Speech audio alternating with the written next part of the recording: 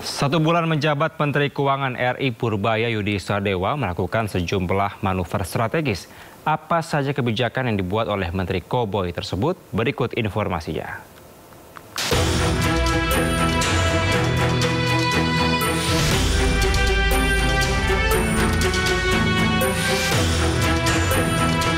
Genap sebulan Purbaya Yudi Sadewa menjabat sebagai Menteri Keuangan RI menggantikan Sri Mulyani.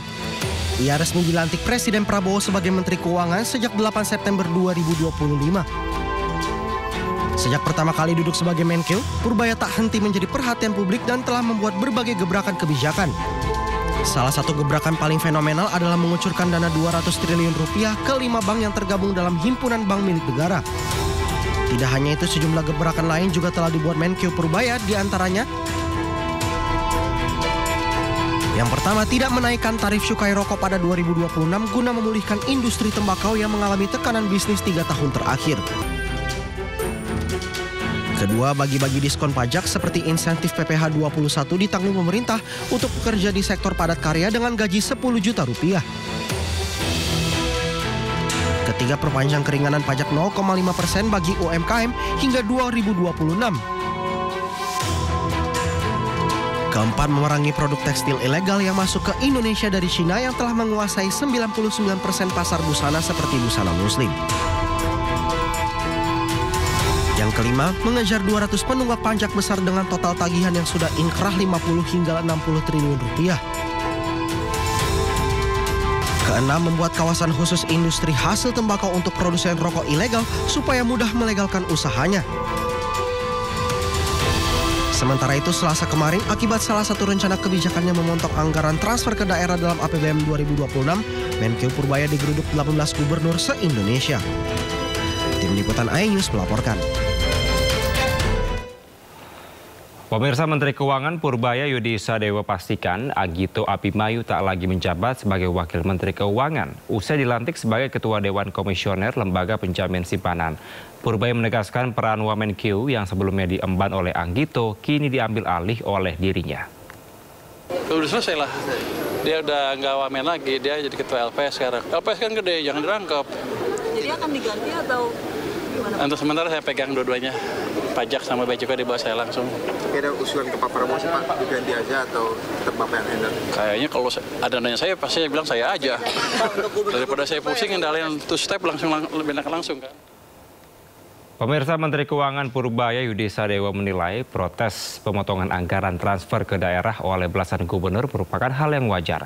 Menkeu Purbaya berharap pemerintah daerah terlebih dahulu memperbaiki tata kelola APBD. Sebanyak 18 kepala daerah mendatangi kantor Menteri Keuangan untuk minta keringanan atas pemotongan anggaran transfer ke daerah tahun 2026. Menteri Keuangan Purbaya Yudi Sadewa menjelaskan bahwa langkah para gubernur tersebut merupakan hal yang wajar karena anggaran yang diterima daerah memang mengalami penurunan. Namun Purbaya mengingatkan agar pemerintah daerah terlebih dahulu memperbaiki tata kelola APBD hingga kinerja belanja yang selama ini dinilai belum optimal. Sebab cita sebagian pemerintah daerah masih kurang baik di mata pemerintah pusat akibat sejumlah persoalan yang menyangkut penggunaan anggaran daerah. Concern adalah di sana adalah banyak melesetnya. Tapi saya pikir juga kelihatannya kebanyakan juga yang dipotong. Tapi saya akan lihat keadaan uang saya seperti apa nanti akhir triwulan memasuki pertengahan triwulan kedua tahun 2026 nanti. Kalau emang ekonominya udah bagus, pendapatan pajaknya naik, Kortex lebih bagus, bea cukai nggak ada bocor, pajak juga nggak ada bocor, harusnya kan naik semua kan. Kalau naik semua kita bagi. Tapi saya tidak dalam posisi sekarang membayangkan sustainabilitas kebijakan fiskal. Menkeu Purbaya memastikan jika kepala daerah mampu memperbaiki pengelolaan keuangan serta menunjukkan komitmen membangun daerah secara transparan, maka pemerintah pusat tidak akan keberatan menyalurkan dukungan yang lebih besar.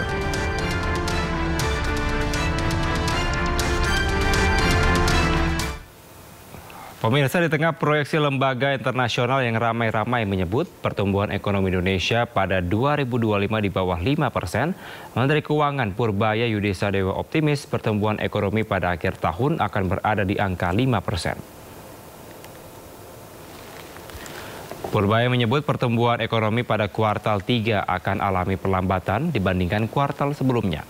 Faktor domestik diakui menjadi penyebabnya, termasuk dampak dari gelombang unjuk rasa yang terjadi di berbagai daerah. Pertumbuhan ekonomi nasional akan kembali menguat pada kuartal keempat yang diperkirakan akan berada di angka 5,5% yang didukung peningkatan penyaluran kredit. 5 mungkin ya triwulan ketiga akan lambat karena memang perlambatan kemarin kan Anda lihat demo itu kan itu sebetulnya indikasi ekonomi melambat.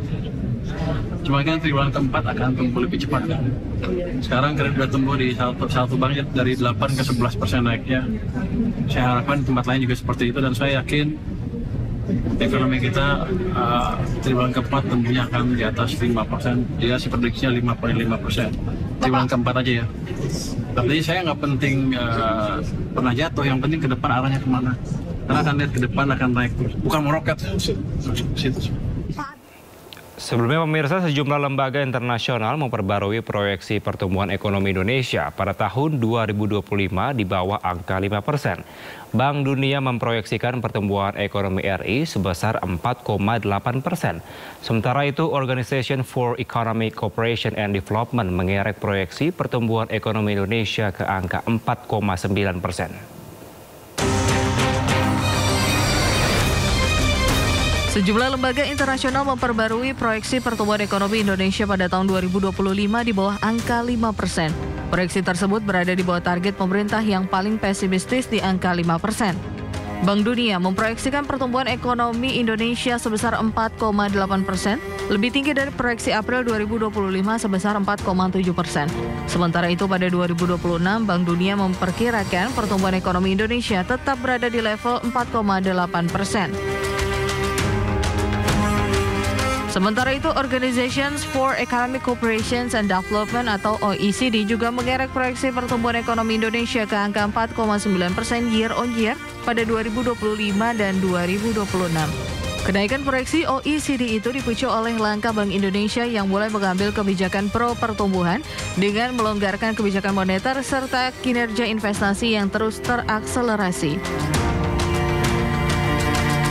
Adapun Asian Development Bank alias ADB memangkas proyeksi pertumbuhan ekonomi Indonesia dalam laporan terbaru dari 5% proyeksi April menjadi 4,9% proyeksi September 2025. ADB menjelaskan perkembangan ketidakpastian perdagangan global, tingginya tarif resiprokal yang diterapkan oleh Amerika Serikat mempengaruhi proyeksi pertumbuhan ekonomi negara-negara berkembang di Asia dan Pasifik, termasuk Indonesia. Sementara itu pada April 2025, IMF merevisi ke bawah proyeksi pertumbuhan ekonomi Indonesia 2025 menjadi 4,7% secara tahunan.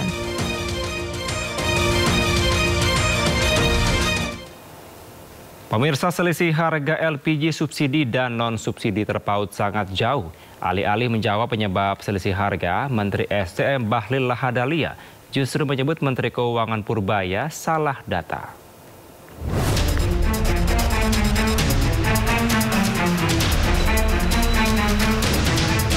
Selisih harga sangat jauh antara gas 3 kilo dan 12 kilo membuat kejahatan pengoplosan LPG sulit diberantas. Marak kasus penyelewengan LPG subsidi juga diduga membuat harga LPG melon itu lebih mahal dari seharusnya. Dalam rapat di DPR beberapa waktu lalu, Menteri Keuangan Purbaya Yudi Sadewa menyebut LPG 3 kg seharusnya dijual Rp12.750 per tabung karena negara mensubsidi Rp30.000 per tabung dari harga asli Rp42.750. Tapi kenyataannya harga LPG melon di pasaran mencapai Rp20 hingga Rp22.000. Alih-alih menjawab penyebab selisih harga, Menteri ESDM Bahlil Lahadalia justru menyebut Menteri Keuangan salah data. Itu mungkin Menkyu-nya salah baca data itu. Biasalah kalau ya mungkin butuh penyesuaian. Ya. Menteri Keuangan Purbaya Yudi Sadewa pun akhirnya merespon tanggapan Menteri ESDM Bahlil Lahadalia yang menilai dirinya salah data. Purbaya mengungkapkan dirinya akan mempelajari lagi perihal harga LPG 3 kg.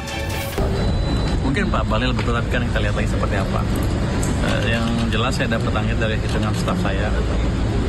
Nanti kan kita lihat di mana salah menurutnya. Tapi harusnya sih pada akhirnya angkanya sama, uangnya itu aja kan. Iya.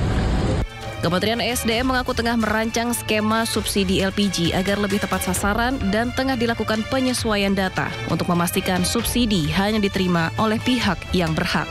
Tim Liputan iNews melaporkan.